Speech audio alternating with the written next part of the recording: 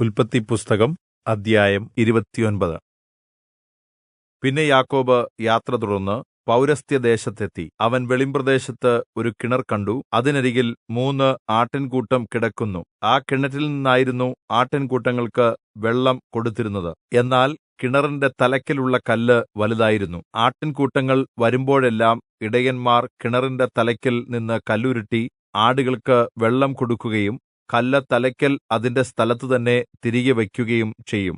യാക്കോബ് അവരോട്, സഹോദരന്മാരേ, നിങ്ങൾ എവിടെനിന്ന് വരുന്നു എന്ന് ചോദിച്ചതിന്, ഞങ്ങൾ ഹാരാനിൽ നിന്ന് വരുന്നു എന്ന് അവർ പറഞ്ഞു. അവൻ അവരോട്, നിങ്ങൾ നാഹോരിന്റെ മകനായ ലാബാനെ അറിയുമോ എന്ന് ചോദിച്ചതിന്, അറിയും എന്ന് അവർ പറഞ്ഞു. അവൻ അവരോട്, അവൻ സുഖമായിരിക്കുന്നുവോ എന്ന് ചോദിച്ചു. സുഖം തന്നെ. അവന്റെ മകൾ റാഹേൽ അതാ ആടുകളോടുകൂടി വരുന്നു എന്ന് അവർ അവനോട് പറഞ്ഞു. പകൽ ഇനിയും വളരെ ഉണ്ടല്ലോ, കൂട്ടം ഒന്നിച്ചുകൂടുന്ന സമയമായിട്ടില്ല. ആടുകൾക്ക് വെള്ളം കൊടുത്തു കൊണ്ടുപോയി തീറ്റുവീൻ എന്ന് അവൻ പറഞ്ഞതിന് അവർ, കൂട്ടങ്ങളൊക്കെയും കൂടുവോളം ഞങ്ങൾക്ക് സാധ്യമല്ല.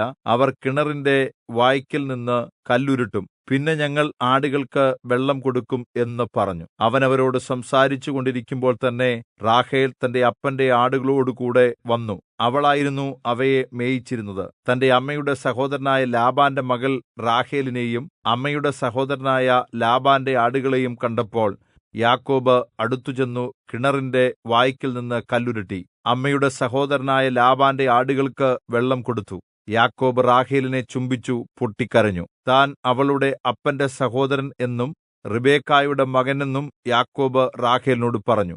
അവൾ ഓടിച്ചെന്ന് തന്റെ അപ്പനെ അറിയിച്ചു.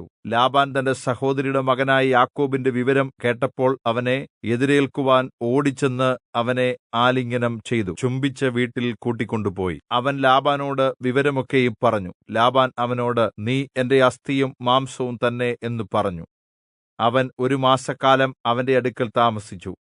പിന്നെ ലാബാൻ യാക്കോബിനോട്, നീ എന്റെ സഹോദരനാകൊണ്ട് വെറുതെ എന്നെ സേവിക്കണമോ? നിനക്കെന്ത് പ്രതിഫലം വേണം എന്നോട് പറക എന്ന് പറഞ്ഞു. എന്നാൽ ലാബാന് 2 പുത്രിമാർ ഉണ്ടായിരുന്നു. മൂത്തവൾക്ക് ലേയ എന്നും ഇളയവൾക്ക് റാഹേൽ എന്നും പേര്. ലേയയുടെ കണ്ണുകൾ ശോഭ കുറഞ്ഞതായിരുന്നു, റാഹേലോ സുന്ദരിയും മനോഹരരൂപിണിയും ആയിരുന്നു. യാക്കോബ് റാഹേലിനെ സ്നേഹിച്ചു. നിന്റെ ഇളയ മകൾ റാഹേലിനു വേണ്ടി ഞാൻ 7 വർഷം നിന്നെ സേവിക്കാം എന്ന് അവൻ പറഞ്ഞു. അതിന് ലാബാൻ, ഞാൻ അവളെ അന്യപുരുഷന് കൊടുക്കുന്നതിലും നിനക്ക് തരുന്നത് നല്ലത്, എന്നോടുകൂടെ പാർക്കുക എന്ന് പറഞ്ഞു.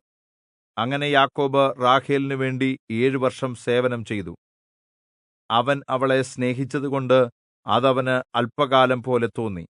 അനന്തരം യാക്കോബ് ലാബാനോട്, എന്റെ സമയം തികഞ്ഞിരിക്കുകയാൽ ഞാൻ എന്റെ ഭാര്യയുടെ അടുക്കൽ ചെല്ലുവാൻ അവളെ തരണം എന്ന് പറഞ്ഞു. അപ്പോൾ ലാബാൻ ആ സ്ഥലത്തെ ജനങ്ങളെയെല്ലാം ഒന്നിച്ചുകൂട്ടി ഒരു വിരുന്ന് കഴിച്ചു. എന്നാൽ രാത്രിയിൽ അവൻ തന്റെ മകൾ ലേയയെ കൂട്ടി യാക്കോബിന്റെ അടുക്കൽ കൊണ്ടുപോയി വിട്ടു.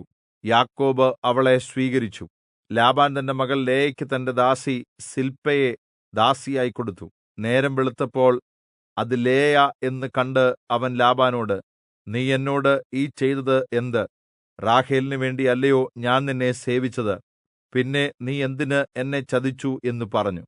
അതിന് ലാബാൻ, മൂത്തവൾക്ക് മുൻപ് ഇളയവളെ കൊടുക്കുക ഞങ്ങളുടെ നാട്ടിൽ പതിവില്ല. വിവാഹ കർമ്മങ്ങളുടെ ആഴ്ചവട്ടം പൂർത്തീകരിക്കുന്നത് വരെ നീ കാത്തിരിക്കുക. എന്നാൽ അടുത്ത 7 വർഷം കൂടെ നീ എനിക്ക് വേണ്ടി സേവനം ചെയ്യുമെങ്കിൽ ഞങ്ങൾ റാഹേലിനെയും നിനക്ക് തരും എന്നു പറഞ്ഞു. യാക്കോബ് അങ്ങനെ തന്നെ ചെയ്തു. ലേയയുടെ വിവാഹ ആഴ്ചവട്ടം പൂർത്തിയാക്കി. ലാബാൻ തന്റെ മകൾ റാഹേലിനെയും അവന് ഭാര്യയായി കൊടുത്തു. തന്റെ മകൾ റാഹേലിന് ലാബാൻ തന്റെ ദാസി ബിൽഹയെ ദാസിയായി കൊടുത്തു.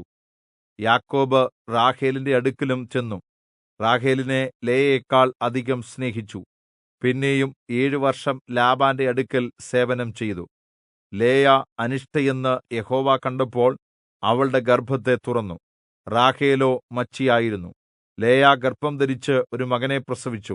യഹോവ എന്റെ സങ്കടം കണ്ടു, ഇപ്പോൾ എന്റെ ഭർത്താവ് എന്നെ സ്നേഹിക്കും എന്ന് പറഞ്ഞ് അവൾ അവന് രൂബേൻ എന്ന് പേരിട്ടു. അവൾ പിന്നെയും ഗർഭം ധരിച്ച് ഒരു മകനെ പ്രസവിച്ചു. ഞാൻ അനിഷ്ട എന്ന് യഹോവ കേട്ടതുകൊണ്ട് ഇവനെയും എനിക്ക് തന്നു എന്ന് പറഞ്ഞ് അവന് ശിമെയോൻ എന്ന് പേരിട്ടു. അവൾ പിന്നെയും ഗർഭംധരിച്ചൊരു മകനെ പ്രസവിച്ചു. ഇപ്പോൾ ഈ സമയം എന്റെ ഭർത്താവ് എന്നോട് പറ്റിച്ചേരും, ഞാൻ അവന് 3 പുത്രന്മാരെ പ്രസവിച്ചുവല്ലോ എന്ന് പറഞ്ഞു. അതുകൊണ്ട് അവന് ലേവി എന്ന് പേരിട്ടു. അവൾ പിന്നെയും ഗർഭംധരിച്ച് ഒരു മകനെ പ്രസവിച്ചു. ഇപ്പോൾ ഞാൻ യഹോവയെ സ്തുതിക്കും എന്ന് അവൾ പറഞ്ഞു. അതുകൊണ്ട് അവൾ അവന് യെഹൂദാ എന്ന് പേരിട്ടു. പിന്നെ അവൾക്ക് പ്രസവം നിന്നു.